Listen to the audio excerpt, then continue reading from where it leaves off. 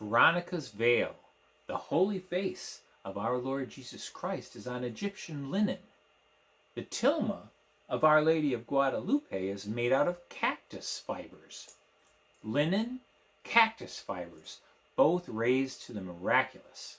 Join us here on Catholic on Command as we discover the wonderful similarities between Veronica's veil of the Holy Face and Our Lady of Guadalupe and the tilma.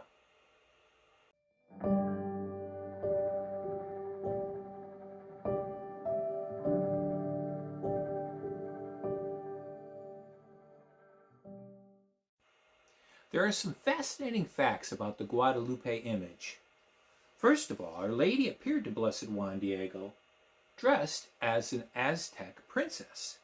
Her clothing, as it appears on Blessed Juan Diego's tilma, is replete with Aztec symbolism. Next, the roses. It was winter and flowers weren't blooming at that point. Secondly, the roses that Juan Diego picked at Mary's request were not native to the region, but were Castilian roses native to Europe, Asia, and North Africa. The bishop recognized the roses because they were grown in the region of Spain where he was from. The tilma is made out of cactus fibers. This material would have decayed within 5 years, and yet after nearly 500 years it's still perfectly intact. Over the years it has had nitric acid spilled on it and even survived a bombing with 12 sticks of dynamite, and yet the tilma remains in near perfect condition. As a matter of fact, in the 1750s, a skeptical artist in Mexico City did an exact recreation of the tilma, going so far as to even encase it in the same type of glass case. He kept it in the same environment, exposed to the same conditions as the original tilma. Within 7 years, his recreation was so badly decayed and rotted that it was removed from public display. There's no animal or mineral pigments on the tilma. These would have been present had the image on the tilma been painted. There are also no underdrawings or brush strokes on the image. The pigments that were available in the time and in that area would have faded by now, and yet the image hasn't faded. The stars on Mary's mantle are exactly as they would have appeared on December 12, 1531. The perspective is as if you're looking from behind the sky to earth, the heaven looking down on earth. The pattern of the stars would place the constellation of Corona Borealis, the crown, on her forehead. Virgo, the Virgin, over her heart, and Leo the Lion of Judah, over her womb. But the thing that's the most fascinating that I've found regarding the tilma is the reflection in Mary's eyes. When put under a microscope, scientists discovered that light is reflected in Mary's eyes in the exact same way as in a living human eye. Not only that, but you can see that Blessed Juan Diego himself reflected in her eyes. And actually, there are other individuals, you can actually see the bishop as well, reflected in the Blessed Virgin's eyes. A Japanese optometrist actually fainted when examining the eyes of the tilma because he said he was looking into human eyes. Again, it's as if there was a coming to life of the Blessed Virgin Mary on the tilma, because it appears to be a living image. And that's something that we'll discuss as we start talking about the veil, Veronica's veil of the Holy Face. If we look at Veronica's veil of the Holy Face, it dates back to St. Veronica and the veil, the sixth station of the cross, the initial miracle, and after that, per legend, Veronica was brought to Rome with the veil, and there was the healing of the Emperor Tiberius. The veil became a relic and intermittently venerated during the Middle Ages. And the story then picks up in the mid-1840s, early to mid-1840s, with a nun by the name of Sister Mary of St. Peter, French nun from Tours, France, who received messages from our Lord regarding the devotion to the holy face, reparation to holy face for offenses against the first three commandments, and the importance of this devotion as far as surpassing all other devotions, and how he told our Lord told Sister Mary of St. Peter, "By my holy face you will work wonders." And what happened shortly after the death of Sister Mary of St. Peter was there was a miracle at the Vatican, 1849 miracle at the Vatican, and I'll read you. There's actually a report of it from Father Janvier, who was a French priest at the time, and I think that the account is of special interest to us, especially when we're talking about the similarities between the Holy Face and Our Lady of Guadalupe's images.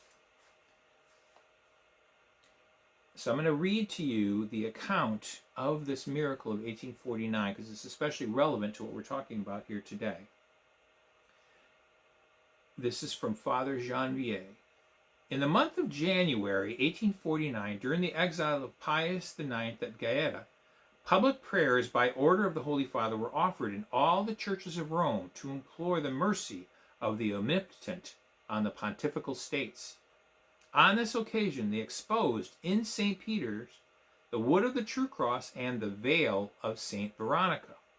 On the third day of the exposition, the canons appointed to the charge of the precious relics noticed in the Holy Face the impression of which on the veil is so faint as to be scarcely visible, a remarkable change. Through another veil of silk which covers it and absolutely prevents the features from being distinguished, the divine face appeared distinctly, as if living, and illumined by a soft light. The features assumed a death-like hue, and the eyes, deep sunken, wore an expression of great pain. The canons immediately notified the clergy of the basilica. The people were called in. Many wept. All were impressed with a reverential awe. An apostolic notary was summoned. A certificate was drawn up attesting the fact. A copy of it was sent to the Holy Father at Gaeta. For many days, this prodigy, which lasted 3 hours, was the sole topic of conversation at Rome. On the evening of the same day, some veils of white silk on which is represented the Holy Face were applied to the miraculous veil.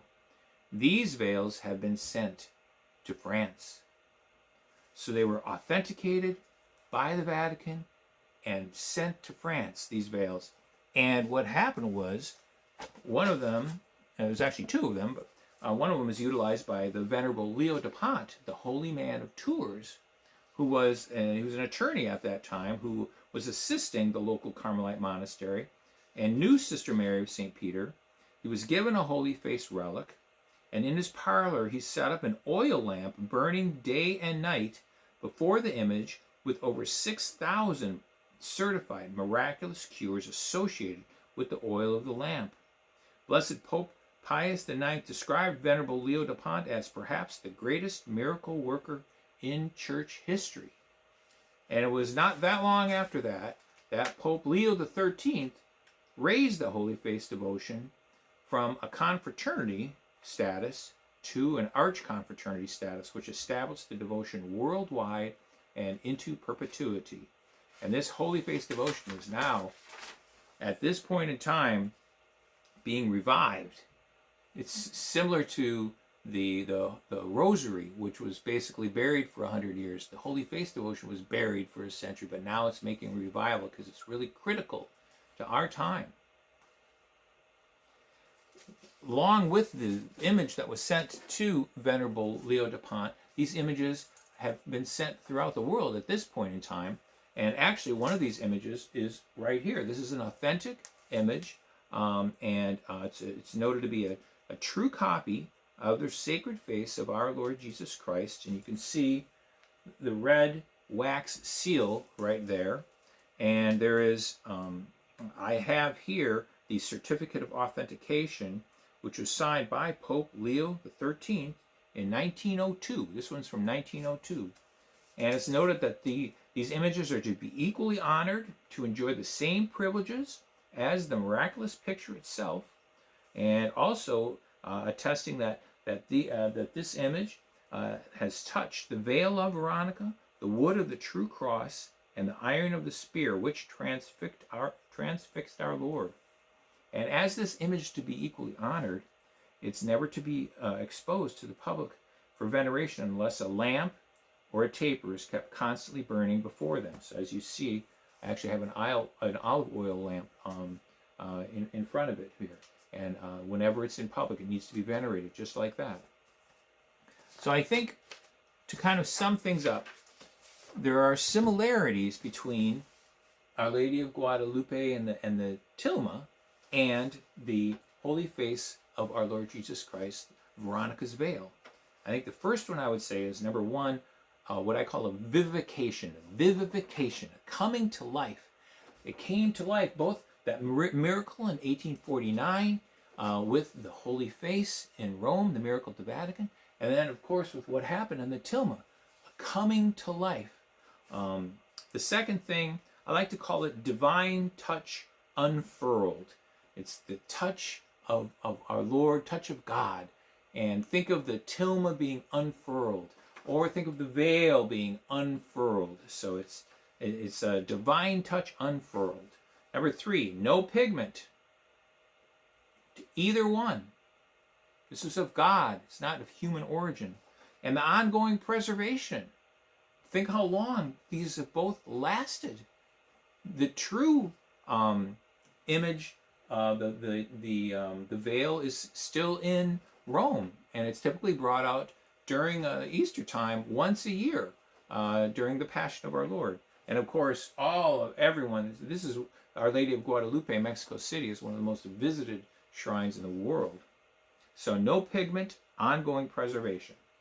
Number four, many miracles associated with it. Many miracles associated with our Guadalupe.